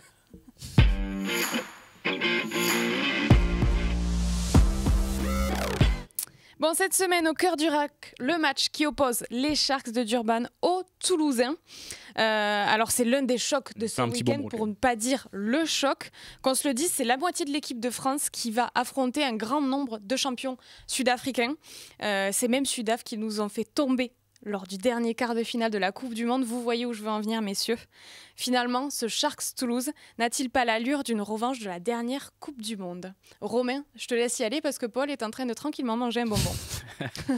Est-ce que la cicatrice sera refermée après ce match si Toulouse gagne ? Je ne crois pas. Même pour les supporters toulousains, je pense qu'il y aura toujours une petite cicatrice ouverte, mais ce qui est sûr, c'est que je pense que quand on est Antoine Dupont, quand on est Peato Movaka, ces joueurs qui ont participé Thomas Ramos, ces joueurs qui ont participé au quart de finale, de retrouver les Etsebet, Colissi, Mbonambi, tu dois te rappeler de mauvais souvenirs et tu as envie de personnellement prendre ta revanche. Après, pour le public, je ne pense pas que ça soit la revanche, même pour les Toulousains. Je suis plus en mettant en tant que joueur, où là je me dis, je suis Thomas Ramos, j'ai envie de taper ceux qui nous ont fait si mal il y a un peu plus d'un an. C'est peut-être effectivement plus du côté des joueurs, je sais pas. Ouais, je suis assez d'accord, je suis un peu partagé sur la question. Parce qu'il y a Antoine Dupont dans cette équipe de Toulouse. Tu nous as fait une voix sur la question. Non, mais parce qu'il y a Antoine Dupont dans cette équipe qui représente beaucoup de choses pour le rugby français. Et ça va au-delà du stade toulousain, Antoine Dupont. Et on se rappelle notamment de ce quart de finale où il revenait juste de blessure. Il est beaucoup décrié en Afrique du Sud et dans l'hémisphère sud parce qu'il n'a jamais... été plus de 20 minutes, il a jamais joué plus de 20 minutes ou 24 minutes, je sais plus combien il a joué. 24. 24, c'est ça ? C'était une question de mon quiz. Ah ben voilà, terrible le quiz qui part en sucette. Non mais du coup, il est décrié alors qu'en France, il est considéré vraiment comme la plupart des gens qui aiment le rugby, comme le tout meilleur. Pas forcément dans l'histoire, mais en tout cas actuellement. Et en Afrique du Sud, il est quand même pas mal décrié. Donc, en cas d'énormes performances de Dupont et tout, je pense qu'il n'y aurait pas que les supporters toulousains qui seraient satisfaits de voir Dupont marcher un peu sur ces Springboks qui jouent aux Sharks. Après, là où je suis du coup partagé, c'est que je pense quand même que beaucoup aussi de gens qui n'aiment pas le stade toulousain attendent ce match pour voir tomber Toulouse. J'allais venir à ça après. On voit les Sharks et en tout cas on les décrit depuis le début de la saison, depuis qu'on connaît et qu'on sait que Toulouse se déplace là-bas, comme l'adversaire qui peut faire tomber le stade toulousain, qui peut l'empêcher de briller et de terminer devant l'UBB au classement avec une défaite. Et comme Toulouse en plus marche un peu sur tout le monde depuis le début de saison, quelques-uns commencent pas à en avoir marre, mais aimeraient un peu voir ces Toulousains dans la difficulté. Alors, je pense qu'il y a des supporters qui seront partagés entre voir les internationaux français s'imposer et voir les internationaux français un peu en difficulté quand même. Ouais, moi je pense que ça fera pas. En fait, j'essaye de me positionner du point de vue spectateur et je me dis, ok, Toulouse qui gagne chez les Sharks, ça va pas faire passer la pilule du quart de finale, clairement. Tout à fait. Tu vois, moi j'ai du mal à me positionner comme ça. Alors je suis peut-être un petit peu trop carré. Tu vois, dans ma tête, il y a des cases tu vois. Mais pour moi, là, je suis vraiment en Champions Cup. Je suis vraiment focus Champions Cup. Je me dis, de toute façon, ça va pas faire avaler la pilule. Par contre, ce qui est intéressant, là, je te rejoins, Paul, c'est de se dire, ok, c'est vraiment l'équipe. Moi, ce match, je le regarde, pas pour une revanche du mondial, mais en me disant, ok, c'est l'équipe qui peut les faire tomber. Là, ça m'intéresse. Ça m'intéresse de voir si ce stade toulousain va être en difficulté. Oui, mais ils l'ont déjà. Enfin, je pense que Bordeaux est venu gagner à Toulouse cette saison. En Coupe d'Europe. Mais c'est pas pareil. Je parle de Coupe Coupe d'Europe, mais c'est pas pareil championnat aussi. Oui, mais c'est pas pareil. Pour moi, là, c'est pas pareil. Pour le coup, c'est un champion. Tu peux perdre une fois. Bordeaux a fait vraiment un gros match. Là, c'est l'objectif assumé des Toulousains. Ils ont fait tourner à La Rochelle. Ils envoient leur grosse équipe. Ils savent pertinemment qu'en cas de défaite en Afrique du Sud, ils pourraient finir. Ils sortent la première place en tout cas de leur poule est presque compromise. Comme ils sont avec Bordeaux dans la poule. Et du coup, tu es obligé de te déplacer. Tout le monde connaît la formule. Tu es obligé de te déplacer beaucoup. Donc, c'est un match vraiment très, très, très important pour la suite de leur saison. Donc, je trouve que Bordeaux, c'était plus bien pour Bordeaux, mais pas non plus. On s'est pas dit, Toulouse, là. Non, mais je veux dire qu'ils ont déjà été mis en difficulté avant ce match. Oui, certes, là, ils l'ont vraiment ciblé. Ils en font un objectif de leur début d'année civile. Mais moi, c'est vraiment ce côté. Ces deux communautés, en plus, les Sud-Africains, les Sharks, sur les réseaux sociaux et tout ça, et les Toulousains qui se bataillent, là, c'est improbable. Et c'est un peu une question de suprématie en se disant, nous, on est champions du monde, nous, on gagne tout en Europe. Et voilà, donc qui est le plus fort. Donc, mais moi, je le prends plus dans l'angle à la place des joueurs, quoi. Ouais, après, je comprends la place des joueurs. Moi, c'est ceux qui ont participé au quart. On veut taper ceux qui nous ont fait tant de mal à domicile, en plus chez nous. Donc, si on peut aller le faire chez eux devant plus de 30 000 personnes, je crois qu'ils annoncent. 40 000 même. 40 000, voilà. Alors que d'habitude, ils font 10 000 personnes aux Sharks. Donc, ça montre bien aussi l'importance de ce match. Le fait qu'il y aura beaucoup de monde. Tout ça, c'est un contexte particulier. Et quand tu es joueur, je pense que tu as envie de gagner tous les matchs, mais il y a certains matchs que tu as envie de gagner plus que d'autres. Et en plus, là où j'ai un petit doute, et j'attends de voir ce match quand même, c'est que pour moi, il est très important pour le rugby sud-africain, ce match. Ils n'ont pas encore, je trouve, quand même, la culture de la Champions Cup. Cette culture un peu européenne. Les Sharks qui sont champions Challenge Cup. Ils ont gagné la Challenge Cup. Ils ont gagné la Challenge Cup, mais je trouve quand même que dans la culture du rugby sud-africain, c'est pas encore totalement c'est pas du tout pareil qu'en France avec le Stade Toulousain ou même en Irlande avec le Leinster. Ils viennent de rentrer aussi. Bien sûr, ils viennent de rentrer, mais alors du coup, j'attends de voir parce qu'en plus des fois ils font tourner pour même les Sharks ils ont fait tourner pour leur dernier match de Champions Cup, donc ils ont pris 50. S'ils battent ce Stade Toulousain là et que vraiment ils s'affichent comme une équipe qui peut la gagner, quoi, alors que c'est pas encore le cas, tu vois. Je trouve quand même que dans l'esprit de tout le monde, c'est une équipe, un bon outsider, mais c'est pas encore du niveau de Toulouse, Leinster, UBB, La Rochelle, tout ça, quoi. Donc c'est un match très important pour eux, mais aussi pour le public, tout ça, pour montrer qu'il y a vraiment une grosse ferveur, qu'ils sont capables de s'imposer face à la meilleure équipe d'Europe. Et s'ils prennent une branlée, tu vois, ça va reculer, quoi. Et puis je pense que c'est globalement, je rejoins Romain ce que tu disais tout à l'heure, tu as commencé à parler des réseaux sociaux, c'est vrai que c'est un match qui a fait beaucoup réagir d'entrée sur les réseaux sociaux parce qu'il y a une sortie cette semaine du centre des Sharks qui a beaucoup fait réagir et honnêtement, alors Aurélien va la mettre à la télé parce qu'en fait je n'ai pas marqué la citation, voilà, merci. Je pensais que Toulouse allait renvoyer sa deuxième équipe à Durban, pas du tout, je vois d'ailleurs pas pourquoi le Stade Toulousain l'aurait fait. Honnêtement, moi j'ai pas compris. Moi non plus. Ils sont habitués. En fait, ils se disent c'est loin, donc ils vont venir avec l'équipe B, voire C. Mais bon, faut se souvenir que ça rentre dans ce que je disais, peut-être ce manque d'ambition dans cette compétition. Eux ont l'habitude de faire ça, donc ils comprennent pas pourquoi une équipe envoie toutes ces stars et tout, alors que pour le coup, si on peut reconnaître quelque chose au rugby français, c'est à chaque fois quand même faire le travail. La Rochelle s'était déplacée aux Stormers avec sa meilleure équipe. Oui, c'est vrai. 2 fois. Toulon a quand même envoyé une équipe très compétitive. Ils sont allés s'imposer. C'était chez les Stormers aussi, je crois. Voilà, donc Oui. je trouve quand même que les équipes qui jouent vraiment la Coupe d'Europe la jouent à fond. Et là, Toulouse envoie sa meilleure équipe possible. Il n'y a pas de doute. Est-ce que, tant qu'à faire, tant qu'on y est, tant qu'on parle de Sharks Toulouse, est-ce que vous avez un petit prono sur ce match? Moi, je vois Toulouse sans problème. Ah ouais, mais moi aussi. Alors je pense qu'on pense trop au dernier match où ils se sont affrontés. C'était le quart de finale de l'année dernière, il me semble. C'était Toulouse Sharks. Je pense que le fait de ne pas être sur leur pelouse, ça va changer les choses. Et je pense aussi que les Sharks les attendent. Je me souviens plus s'ils étaient venus à Toulouse avec tout leur cadre. Il y avait du monde quand même. Il y avait du monde, il me semble. Je pense que ça peut vraiment matcher. Je les vois pas leur mettre. Je crois qu'il leur avait mis 60 points. Hein. Ouais, 50 à 25, je crois. Ouais. Comme ça. Je vois pas du tout un match comme ça. Je vous le dis pas si jamais je dois trouver une question de repli Oui. tout à l'heure. Non, après, moi aussi, je vois quand même Toulouse s'imposer assez largement. Je sais pas, je pense qu'ils vont quand même. Ça va être un gros match, mais je pense qu'ils vont quand même s'imposer, même avec le bonus. Parce que je vois quand même un match assez relevé, du coup, avec 2 équipes qui jouent beaucoup. Donc, en Coupe d'Europe, tu mets 4 essais et c'est bon, tu as le bonus. Donc, je vois Toulouse s'imposer. Pour plusieurs raisons, parce qu'il manque beaucoup de joueurs aux Sharks, déjà. Il manque quelques titulaires, quelques joueurs importants, même s'ils ont du beau monde, mais il leur manque quand même quelques joueurs. Oui, je vois le timing, t'inquiète pas, je surveille. Et surtout, parce que je trouve que Toulouse a beaucoup de marge et que, tu le disais tout à l'heure, entre la préparation avec ce côté revanche de 2023, plus le fait qu'ils savent que ce match est très important pour la suite de leur compétition, ils ont beaucoup trop de raisons pour que Toulouse passe à côté. Bah, merci Paul. Tu m'as laissé ric-rac, mais tu m'as laissé quand même.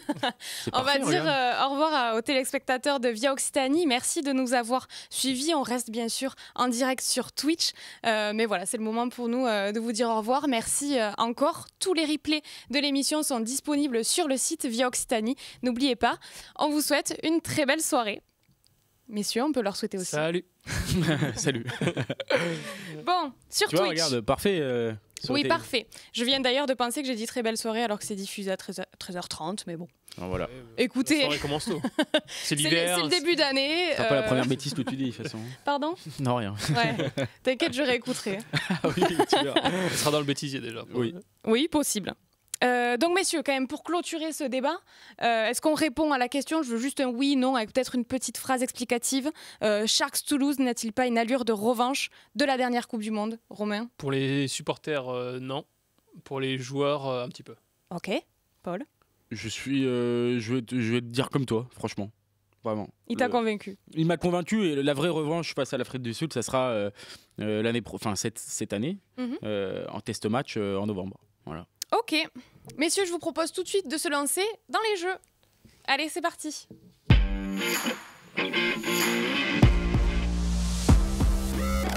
Alors aujourd'hui, je vous avoue que j'ai pas préparé les jeux puisque c'est Romain et Paul qui vont prendre les commandes. Donc messieurs, je vous laisse décider. On commence avec Romain peut-être. Allez, vas-y. Allez, parce qu'ils m'ont pris toutes les questions en plus. Donc, Paul est arrivé tranquillement, pour tout vous dire. Paul est arrivé tranquillement en lisant le journal. Et là, Romain, je l'ai vu commencer à... Un petit peu l'œil gauche là en train de faire quoi, il fait quoi là. Bon, en fait il avait utilisé la 2-3 du journal, mais bon, c'est pas grave. Non, en tout cas, sachez que Paul part avec un avantage sur moi. Je dis ça, je dis rien. Oh là là. On va commencer par toi alors. Ok. Allez, voilà. Allez, donc ça sera un plus ou moins. Classique. Ok. Donc autour de Sharks Toulouse, autour des Afrique du Sud France, mais surtout Sharks Toulouse. D'accord. Et surtout les Sharks. Ouais. Ok. Donc, pour commencer, donc ça sera 5 questions chacun, et puis après, s'il y a égalité, je verrai ce que je trouve. Okay. Donc, Manon, plus ou moins de 8 champions du monde dans l'effectif des Sharks ? Moins. C'était plus, il y en a 10. D'accord. Okay, ça commence bien, ça. Donc, il y a Niakane, Vincent Koch, Mbonambi, Etsebet, Colissi, Esterhuizen, Am, Mapimpi, Hendrixé et Grant Williams. Ouais, alors il y en avait au moins 3 que j'avais pas, donc forcément. Celle-là, elle est spéciale pour toi. Ah. Parce que ça mêle un peu la Pro D2, Top 14. J'allais plus sortir un joueur là, tu vois. Plus ou moins de 3 joueurs ont quitté les Sharks pour la France depuis l'été dernier. Oh, tu lui as donné un indice. Plus ou moins de 3 joueurs ont quitté les Sharks. Ouais. Ok, donc Et déjà, il y en a un. Et on signait en France Ouais, depuis l'été dernier. l'été dernier. Il y a celui de Brive, Exactement. l'ouvreur. Je me souviens plus de son nom. Kervin Bosch. Ouais, exactement. Waouh. Là, je sens que je vais bugger. Parce qu'en top 14, oh ouais, ok. Là, je suis dans un trou. Vous voyez, des fois, dans mon cerveau, ça Faut fait pas un trop trou. réfléchir. Oui, Et, faut trop réfléchir. Faut donner ce que tu pensais dès le début. Parce que je pensais dès le début, c'est ça. Il y en avait un avant que je dise celui-là, mais je m'en souviens plus. Non, je vais dire... Il y a un autre gars aussi. Putain, je l'ai sur le... Je vais dire moins quand même. Moi, je dirais plus. C'était plus, c'était Ouais. 4. Mm. Donc il y a Juan Vas-y. Janse van Rensburg, le centre de Bordeaux. Ouais, Salut. celui-là, je l'ai complètement oublié. Donc Kervin Bosch, Noce à Montauban. Voilà. Ouais, quand même. Je suis Et catastrophique. il y a. Et il y a le talonneur qui est arrivé en joker à Pau, Dan Just. Ah, bon, Wow, celui-là- ça c'était dur. Ouais, mais 3, moins 3. Ouais. Ah, je suis catastrophique, Noce. Voilà. 0 sur 2. 0 sur 2 pour le moment. Donc, plus Ça va mal. ou moins de 2 défaites contre Toulouse pour Eben Etzebet. Plus ou moins de 2 défaites. Plus. C'était moins. Ouais, Allez. Il n'a jamais perdu contre Toulouse. Il a jamais Ah. perdu. Il a fait une victoire et un nul Avec quand il était avec Toulon. Voilà. Ça m'a saoulé. Donc, Alors, là, ça on va- va, 0 sur 3, t'es pas mal là. Sur, Arrête-toi. sur des stats sur cette saison en Champions Cup. Ouais, vas-y. Plus ou moins de 20 franchissements pour les Sharks cette saison, sur les 2 premiers matchs. Mais c'est quoi ces questions, Oh, c'est Romain facile. Comment ça, c'est facile? De toute l'équipe? Pour plus. toute l'équipe. Plus, 23. Ouais, voilà. 1 sur 4. C'était 23. Hein. Oui, c'était pas Et non donc plus 40. plus ou moins de 50 défenseurs battus par Toulouse cette saison en Champions Cup. 50, c'est Attends, beaucoup. il y a eu que 2 matchs. Il hein. n'y a eu que 2 matchs. C'est beaucoup. Mais attention, 50. Toulouse a marqué beaucoup de points. Oui, mais beaucoup, c'est Mais c'est beaucoup, que le match. 50. Non, je dis moins. Et c'était plus, c'était Eh, 55. je l'ai induit en erreur. T'es vraiment un enfoiré parce que Je suis un t'avais la enfoiré. réponse, je suis sûre. Non, j'ai pas la réponse, mais. Mytho. Vous avez Je triché. t'ai pas aidé du tout. 1 sur 4. Faire mieux que 1 1 sur sur 4. 4. Alors, plus ou moins de 8 joueurs passés par les Sharks et Toulouse. Par les deux clubs. Ouais. Combien de joueurs ont fait plus de. ont Attends, mais les deux clubs il a fait des vrais stats là. Et il faut dire plus, au moins Plus. que 8. Ouais, 8. 8, ça me paraît comme beaucoup là. Je Allez. vais dire moins comme ça, là, je vais aller vite, mais 8, ça me paraît énorme quand même. Ouais, mais c'était 11. 11. On compte Frédéric Michalak, Clément Poitrenaud, Sean Warby, Michalak. Ah oui, Oui, il y le allait, Sharks. mais t'as 8, je sais pas. Gary Botta, Gaffy Dutoit, Thomas Dutoit, Werner Koch, MG Kevou, Raleigh Pelé, Tristan Teder et Max Van Dijk. Ok. Fait une cassine dingue le bonbon là. Ah oui, Plus c'est dur. ou moins, on était sur Etzebet tout à l'heure, plus ou moins de 2 défaites contre Toulouse pour Sia Colissi. Il a tout perdu contre Toulouse avec le Racing, donc c'est plus. Ouais. Ouais, C'est c'était les 3. matchs de Coupe d'Europe et. Il y a 2 défaites avec le Racing Elles sont un peu et plus une faciles, avec ces les questions. Sharks. déjà. Ah oui. Plus ou moins de 30 franchissements pour Toulouse cette saison en Champions Cup. C'est la même question que toi. Non, c'était les franchissements, c'était pour les Sharks, pour Manon, et Ah. c'était les défenseurs battus Ah. pour Toulouse. Purée.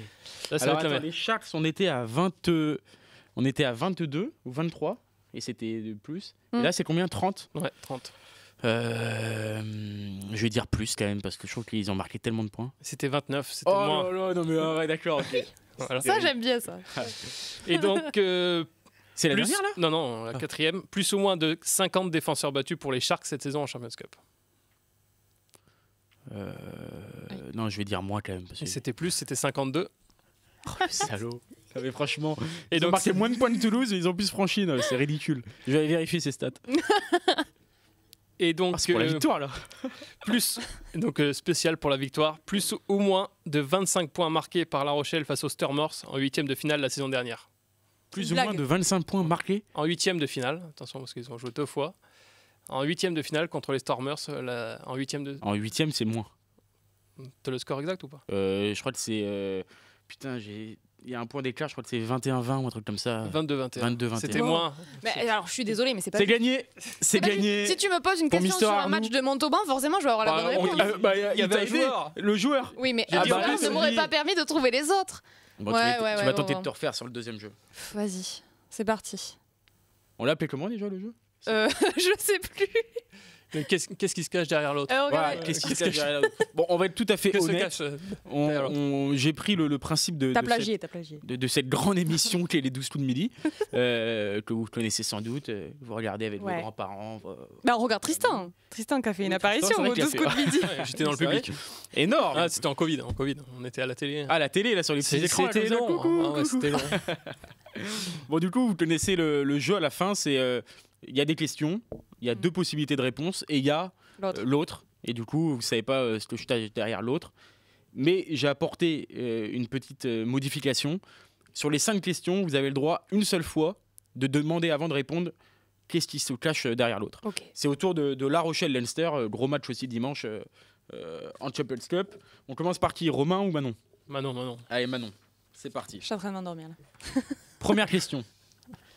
Qui portait le numéro 8 à La Rochelle lors de la défaite en poule? Alors, tourne ta feuille. Je sais que je suis une tricheuse, donc... Qui portait le numéro 8 à La Rochelle lors de la défaite des Rochelais en poule lors de l'édition 2023-2024? Ils avaient perdu 9-16. Johan Tanga, Paul Boudéan ou l'autre? Le numéro 8. Le numéro 8. Johan Tanga, Paul Boudéan ou l'autre? Qui se cache derrière l'autre? On rappelle que tu as un joker, mais tu peux l'utiliser qu'une fois. Voilà. Ok. 9-16 perdu, c'était en poule, et du coup, c'était Tanga. sous la pluie. Tanga, c'est la bonne réponse. Bravo. Oh. Il était aux côtés de Boudéan et Botia, et Aldrit n'était pas là. Deuxième question. Combien d'essais ont inscrit les Rochelais face au Leinster en finale 2022 à Marseille en première période? Alors, tu sais très bien Réponse où j'étais. Tu sais Oui, vas-y. 0 ou l'autre. En première période face au Leinster en 2022. Tu sais très bien où j'étais pour ce match. Tu sais que je n'ai pas vu ce match. Étant donné que j'étais en train de faire la fête chez Biguet. Donc... d'accord, si tu regardes pas des finales de Coupe d'Europe, je peux rien pour toi. Je l'avais sur le téléphone. Et alors, j'ai un gros doute. Dans ma tête, il y a un match où il y a 0 essai, mais je vais dire... Attends, c'est quoi déjà les... T'as 1, 0 ou l'autre. C'était un score ripou, non? Ça sert à rien de demander l'autre, en tout cas. Oui. Non. Pourquoi? Pas parce que ça va pas être 10, quoi. Non. Ça peut être 2. Oui, ça peut être 2. Bon, c'est ce qui se cache derrière l'autre. Bon, 0. Et non, c'était 1, la bonne réponse. Un essai de Raymond Roule à la 9e minute, et après il y a 2 essais en deuxième période. Ouais, mais j'ai pas vu le début. Donc celui d'Arthur Rothière. Le dernier, Arthur Rothière. Troisième question, 1 sur 2 du coup. Qui a inscrit un doublé pour le Leinster en quart de finale 2024, remporté par les Irlandais 40-13? Jamison Gibson Park, Dan Sheehan ou l'autre? Sheehan. C'est ta dernière réponse? Oui. Mais comme elle a dit, elle était sûre d'elle. Derrière l'autre se cache James Lowe. Ouais. Et la réponse est l'autre, James Lowe. Il inscrit un doublé. Et il en est plus, c'est le premier nom qui me vient en tête. Il y a un autre match où il a mis un doublé. Toujours, tu penses pas à l'autre. Bon, c'est d'ailleurs le meilleur marqueur en activité de la Champions Cup avec j'ai 27 essais en 36 matchs. C'est pas trop mal. Pas mal. Pas si mal. Quatrième question. Qui était le directeur sportif de La Rochelle lors de la demi-finale victorieuse face au Leinster en 2021? Covid. Ronan O'Gara, Patrice Colazo ou l'autre? Ronan O'Gara. Derrière l'autre se cache Jono Gibbs. Et la bonne réponse est Jono Gibbs. En 2021? Et oui, il quitte d'ailleurs le club en fin de saison. Il est remplacé, à l'époque, Ronan O'Gara était entraîneur principal. J'ai absolument mal écouté la question. Et j'ai dit directeur sportif. Donc, en fait, le numéro 1, c'était Jono Gibbs quand même. Et à la fin de cette saison-là, après les 2 finales perdues, Ronan O'Gara devient manager. Tu m'as piégé. Réponse simple, dernière question. Écoute bien du coup la question. Oui, pardon. En finale 2023, remporté d'un petit point à Dublin, avec un dernier essai inscrit par Colombe, Jonathan Dandy a inscrit un essai. Qui est l'autre 3/4 à avoir marqué un essai dans cette finale? Leeds, Seteni ou l'autre? C'est quoi l'autre? Bah ça va pas. Derrière l'autre se cache Brice Dulin. Donc Leeds, Seteni ou Dulin? Bah je sais pas, je vais dire Dulin. Et la réponse était Seteni. Voilà. Juste avant la pause. Je suis vraiment nulos. Oui, là, surtout qu'en plus, des fois, derrière l'autre peut se cacher des saucisses, des trucs un peu drôles. Et là, t'as choisi la seule question derrière l'autre. Il y avait un vrai nom de joueur. Okay. Donc ça t'a pas aidé, désolé. Bon. Bah non, on va voir si Romain fait mieux. Oh, il peut faire que mieux. Ah, j'ai fait que 2 sur 5 tout à l'heure. Hein. C'est vrai. Donc ça s'est joué à pas grand-chose. Qui portait, Romain, le numéro 8 dans le dos à La Rochelle lors de la victoire en demi-finale 2021 ? Grégory Aldrit, Kevin Gourdon ou l'autre ? Je vais demander l'autre direct, c'est quoi ? C'est une bonne stratégie, je pense, que tu as adoptée. Derrière l'autre se cache Victor Vito. Ouais, je dirais Victor Vito. C'est une bonne réponse. Il est aux côtés de Greg Aldrit qui était numéro 6 et Liebenberg qui était numéro 7. Combien de cartons jaunes a pris Jonathan Danty dans sa carrière face au Leinster ? 0, 2 ou l'autre ? 0. Et non, c'est 2. Ouais. Et oui. Un en finale face au Leinster en 2023, dans les dernières minutes. Oui. Et un autre la saison dernière en poule. Voilà. Oui. Troisième question, toujours 1 sur 2. Sur les 23 joueurs de la feuille de match contre le Leinster en demi-finale 2021, combien jouent encore dans le groupe professionnel cette année ? 12, 8 ou l'autre ? Ça bouge pas beaucoup quand même. 12, 8 ou l'autre ? Ouais, je vais dire 12. Derrière l'autre se cache 72. Ce qui est un peu compliqué, donc c'est bien 12 la bonne réponse, bravo. Wardy, Bourgarit, Antonio, Skelton, Adrit, Carbarlo, West, Roule, Botia, Leeds, Dulin, Lavaux. C'est bon, j'ai battu Manon déjà. Battu Manon, on fait pour les deux dernières vite Allez, fait. pour le panache. Allez. Qui est l'arbitre de la finale 2023 entre le Leinster et La Rochelle ? Jaco Pepper, Carl Dixon ou l'autre ? Non, Carl Dixon. Derrière l'autre se cache Didier Deschamps. Non. C'est pour l'actualité Oui, je sais pas pourquoi, c'est le premier nom qui m'est venu en tête. Ouais. Et non, c'était Jaco Pepper. Et oui, qui arbitre, qui est le premier Sud-Africain à arbitrer une finale de Champions Cup. Je suis nul sur les arbitres. Dommage. Et dernière question, pour tenter de faire un peu mieux que 2 sur 5. Quelle est la couleur majoritaire du maillot de La Rochelle en finale 2022 à Marseille face au Leinster ? Noir, jaune ou l'autre ? Je dirais blanc. Donc je dirais l'autre. Ah, c'était noir, je pense. Derrière l'autre se cache blanc. C'est une bonne réponse de Romain. Blanc avec des bandes jaune et noir. Ouais. Bravo, 3 sur 5, c'est pas mal. En tout cas, ils étaient pas mal les quiz là. C'était dur, hein. Ouais, c'était un peu. J'aime bien le nouveau concept là. Ouais, c'est pas mal ça.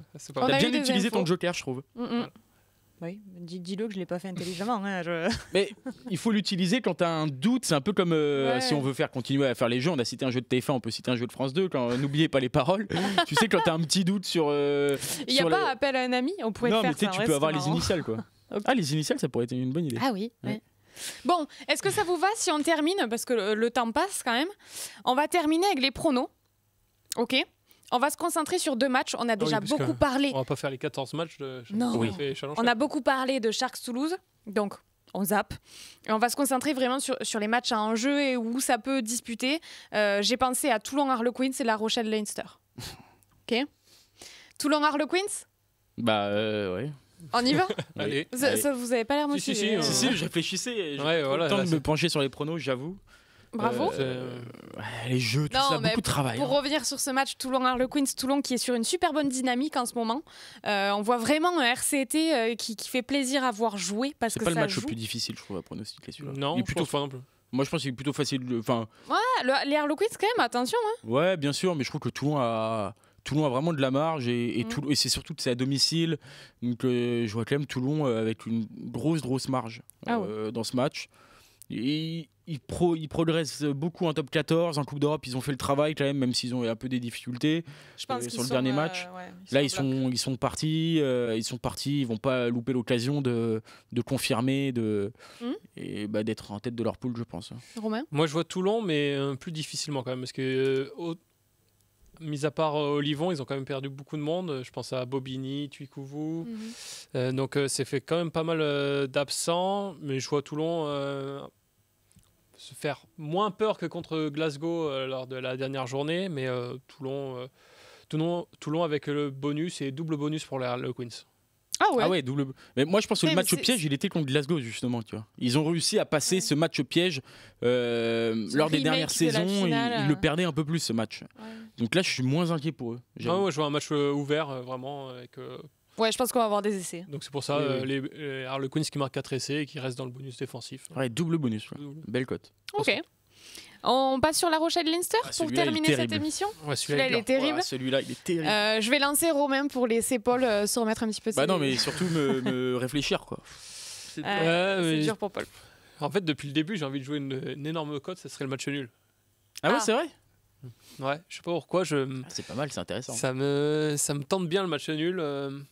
Parce que les affaires de personne. Hein. Non, ça fait les affaires de personne.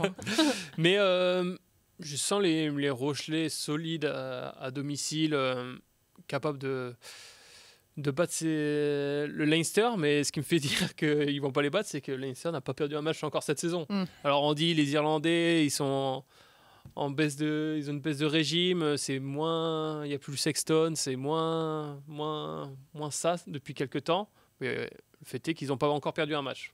Ce qu'ils vont perdre à La Rochelle pour la première fois. Alors que La Rochelle est pas dans une super forme, si je peux me permettre. Ah oui, personne qui va dire le contraire. Tu vois, je vais rester sur le match nul. Comme ça, si je combine les deux, je pense que je peux me faire une belle cote. Bah ouais, grave. Le double bonus derrière le Queen, c'est le match nul. On retient ça, Robin. C'est vrai que c'est pas mal. Là, tu gagnes beaucoup d'argent. Tu seras pas là la semaine prochaine pour nous en parler.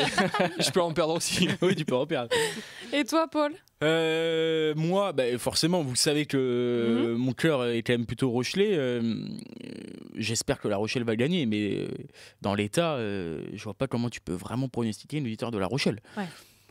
On va voir si tout ce qu'on appelle réaction d'orgueil et tout ça, ça fonctionne. Moi, je pense que ça peut fonctionner, mais après, est-ce que ça va mettre de côté, mettre sous le tapis toutes les limites qu'on a pu voir dans le jeu rochelais depuis plusieurs semaines? J'ai du mal à répondre oui à cette question, d'autant qu'il n'y a pas vraiment de retour marquant. Tu vas voir Skelton, c'est un gros retour, mais je trouve que tu n'as pas Bourgarit, tu parles à tout, donc tu vas avoir le jeune géorgien sur le banc sans doute. C'est compliqué, il n'y a pas non plus d'anti, donc il manque des cadres. Je pense quand même qu'ils vont faire un gros match, mais qu'à la fin, ça risque d'être un peu dur, quoi. Parce que le Leinster est beaucoup plus pragmatique cette année. Alors c'est moins impressionnant que les saisons passées au niveau des scores, mais aussi parce qu'il y a Yann Hébert qui est arrivé, ça a aussi une volonté de changer un peu leur jeu. Ouais. Mais je pense quand même qu'ils en ont plus sous le capot que les Rochelais en ce moment. En début de saison, je pensais que La Rochelle allait s'imposer dans ce match de poule. J'ai un peu changé mon fusil d'épaule. Parce que pour l'instant, ils m'ont pas encore prouvé dans un grand match qu'ils avaient tout en leur possession pour battre le Leinster qui n'a pas perdu un match comme tu l'as dit. Mais ça donc je vois une courte défaite de La Rochelle qui va quand même se rassurer dans le jeu ou en tout cas dans l'état d'esprit. Et ça serait au final, est-ce que ça c'est pas plus mal non plus qu'ils fassent déjà un gros match, déjà qu'ils sortent un gros match et après la victoire, elle viendra récompenser ça. Mais parce que là. Ils reviennent un peu de loin quand même. Oui. Entre la défaite. Ça va mal, qu'on se le dise. Non, mais surtout. Ça va mal. Il y a pire quand même. Il y a pire, mais on parle d'un club. Mais oui, mais c'est toujours le même débat. On en attend plus de La Rochelle. C'est un club majeur, donc oui, on en attend plus. On n'attend pas qu'une 6e place. C'est surtout un jeu qui est très difficile. Mais après, pour le coup, là non plus, on n'invente rien, c'est Ronan O'Gara qui le dit lui-même, qui aussi a dit qu'il était inquiet, qu'il ne reconnaît pas non plus son équipe. Pour le coup, oui, il a avoué qu'il y avait des mots récurrents. Donc, bien sûr. Donc ça ne serait qu'une superbe surprise que La Rochelle s'impose, et ça montrerait vraiment que ce club a énormément de ressources dans cette compétition, comme ils l'ont déjà fait il y a un mois et demi. Mais en face, tu as le Leinster, quoi. Tu n'as pas Bristol, tu n'as pas Bath non plus. C'est une équipe qui, comme Toulouse, connaît ses matchs et joue sa survie pour aller pour recevoir juste en finale, quoi. Réponse. Je voulais juste dire que La Rochelle, ils ont quand même fait le taf quand il fallait aller à Bath, qui était en forme en championnat anglais, qui dans cette compétition, j'ai l'impression qu'ils ont quand même un peu un supplément d'âme qui fait qu'ils ont vraiment un attachement particulier à la Champions Cup, qui me fait dire qu'ils passent quand même rarement à travers de ces matchs, de ces gros rendez-vous. Après, après les dernières semaines en top 14, au sortir de la victoire de 3 points face à Toulouse, si on te dit pronostique-nous ce match-là comme ça, là, factuellement, tu dis 40 à 10 pour le Leinster. Mais on est tous là pour dire qu'il y ait victoire ou défaite ou match nul, ça sera très serré et que les Rochelais vont quand même sortir un gros match. Ce qui n'est pas forcément évident quand tu vois la rencontre face à Toulouse. Quoi, tu vois. Donc oui, ils ont de la ressource. Ce dimanche à 16h15, messieurs, Yes. pour ce qui concerne La Rochelle-Leinster. Merci à tous de nous avoir suivis. On va vous laisser parce qu'il est temps. Sinon, on pourrait rester là encore longtemps, vous le savez, messieurs. Hein. Merci de nous avoir suivis. Vous connaissez le rendez-vous. La semaine prochaine, on se retrouve tous ensemble. On est en replay sur Birama, sur toutes les plateformes de podcast, sur Vioxtani, partout. Merci d'être de plus en plus. Et Romain sera nombreux. milliardaire. Et Romain sera peut-être Je millionnaire. vais sortir là, je vais mettre une petite pièce sur le combiné. Sur le combiné. Merci à tous et on vous souhaite une bonne soirée. Salut. Ciao.